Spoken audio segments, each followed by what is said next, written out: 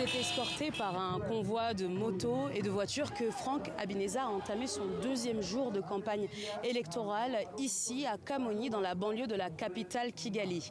Candidat malheureux de 2017 avec moins de 1% des voix, Habineza est la seule voix critique du gouvernement dont la candidature a été acceptée pour l'élection présidentielle. Malgré une arrivée en fanfare, comme vous pouvez le voir derrière moi, eh bien, il y a très peu de monde qui ont assisté à ce meeting qui est le deuxième du parti. Je pense définitivement qu'il y a un besoin de changement. Pas parce que le parti au pouvoir ne fait pas les choses bien, mais plutôt pour que les jeunes prennent part à la chose. Je pense qu'on peut faire beaucoup plus, tous ensemble avec d'autres partis, si nous devenons les leaders de ce pays.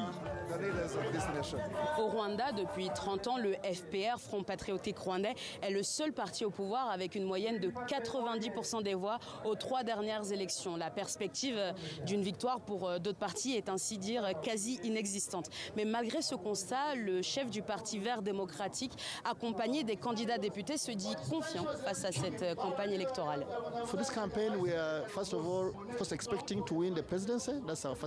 Pour cette campagne, on espère premièrement gagner cette élection présidentielle.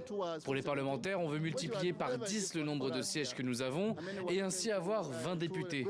En 2017, c'était très difficile pour nous. On nous demandait de faire campagne dans les cimetières. On était battus. Certains nous jetaient des pierres. À l'époque, la campagne était vraiment violente. Mais vous pouvez le voir aujourd'hui, c'est sécurisé. Pour rappel, Franck Habineza est en lice face au président Paul Kagame, au pouvoir depuis 24 ans, et Philippe Mpahimana, candidat indépendant. Les deux sont actuellement en campagne respectivement dans les districts de Rubavu et Kayonza. Le 13 juillet marquera la fin de la campagne électorale pour des élections présidentielles et législatives qui se tiendront le 15 juillet.